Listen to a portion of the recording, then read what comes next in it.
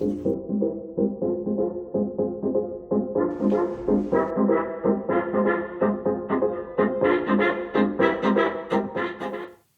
lot of people are scared to buy a scratch lens, and today maybe I will change your mind about that one.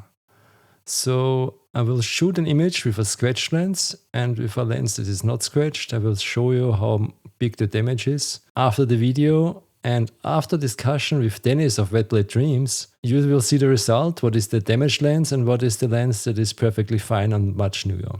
So I'm really curious if you can see the difference or you can spot the difference. There's no more waiting, I'll start with the video now.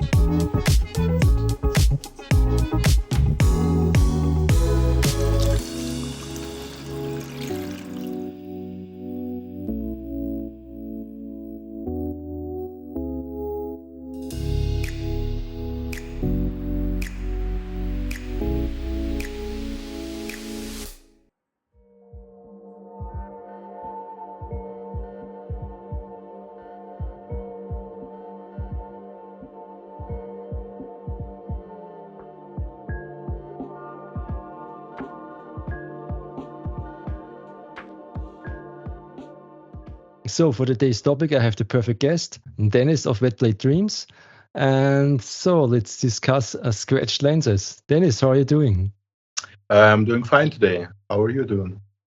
I'm good. It's really hot outside here, and I have a construction site on my house, so there's a lot of stuff going on. But I'm really good. So let's start with the topic. I sent you 2 pictures, and did you figure out what was the scratch lens and what was the non-scratch lens? No, actually, I have no clue which one is which one. So I didn't paint them. I have them here. So these are both plates, and I thought I know it, not because there's a difference, because I thought I know it because I shot it a little bit different. And then I had my intern here, and I showed it to her, and I was so excited. And she says, "No, I know it's this." And I said, "No, it's the other one." And I was like, "No, it's really this." You know, I didn't. It just, I will put in the 2 pictures and the scans of the 2 plates, and I didn't really see a difference, to be honest. That's kind of the thing that I'm always repeating again and again. If people ask me if you can see a difference from a scratched lens or damaged lens or a lens with some kind of separation going on. So usually I say you wouldn't see the difference unless the damage covers quite a large amount of the lens, of the glass elements. My first scratched lens I bought in Vienna. There's a street, the Westbahnstraße, where there is a lot of shops with used analog gear.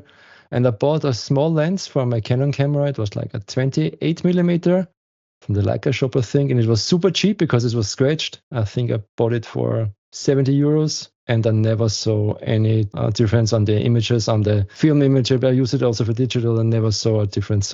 So why do you think there's not much of a difference if you shoot with a scratch lens? So I think there's a difference if you have like light coming directly into the lens, like direct sunlight. This can generate some haze. Well, I think it's you can prove it mathematically or physically because a scratch is a really fine damage to the glass element.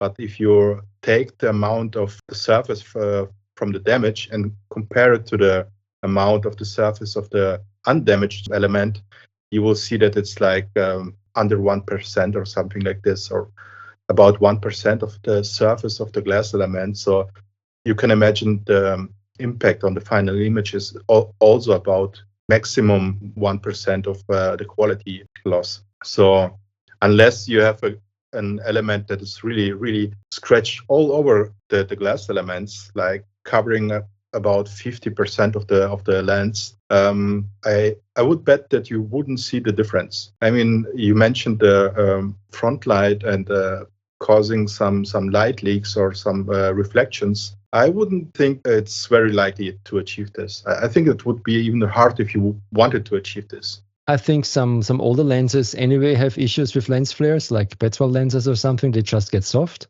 I think, yeah, you're right.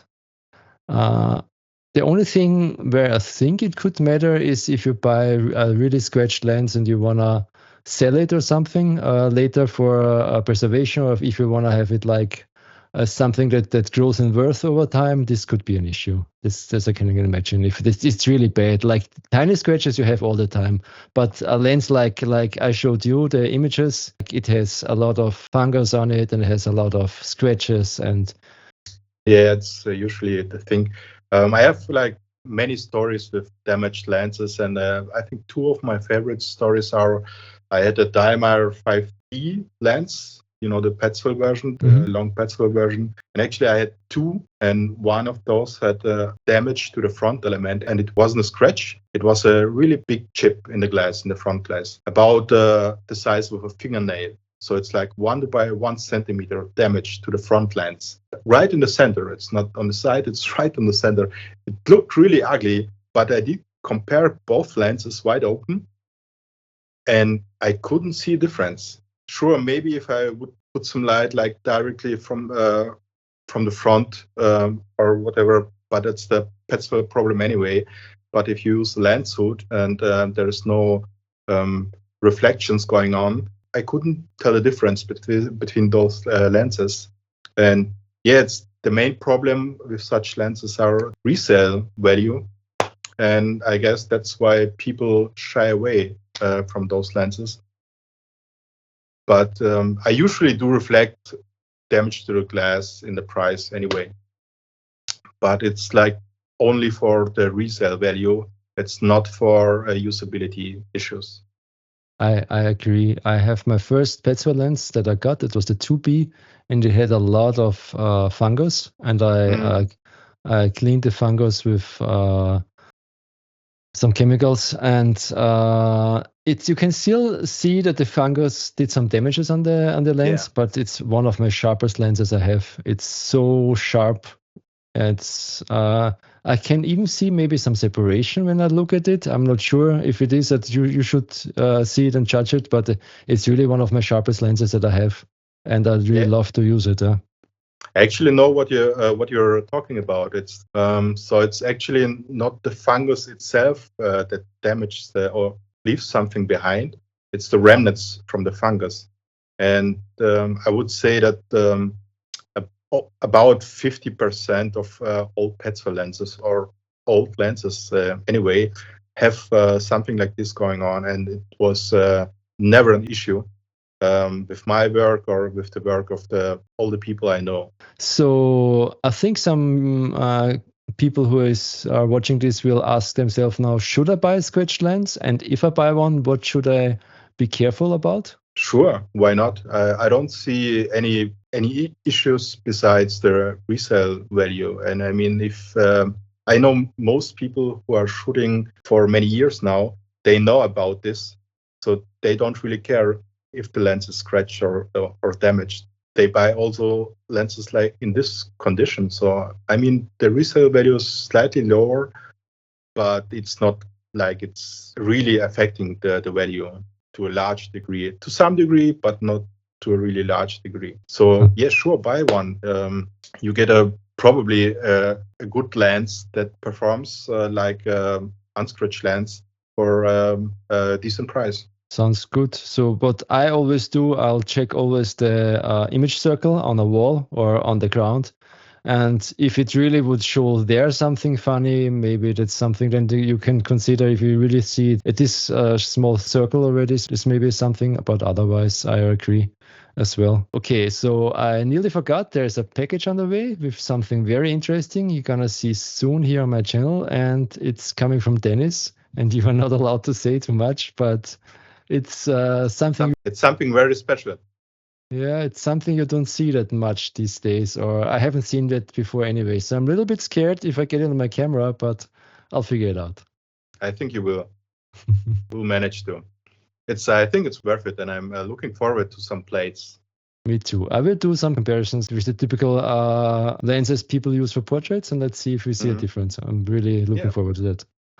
So at the end, I want to promote a little bit your YouTube channel because I really like to see how you disassemble lenses and you talk about them. So why did you start that one?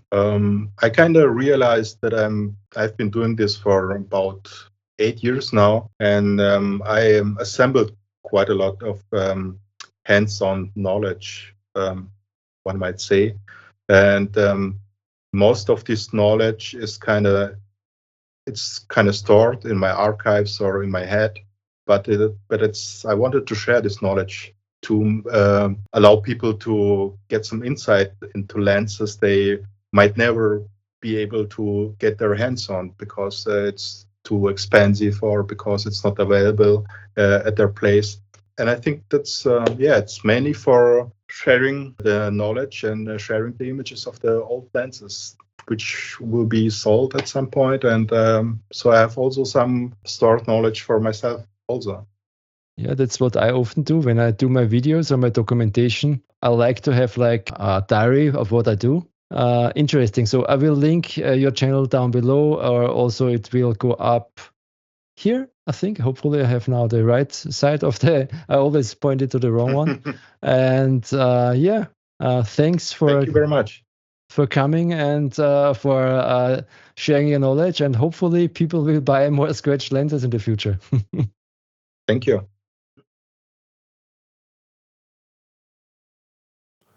Yeah, and I'm back again. And do you think you spotted the scratched lens?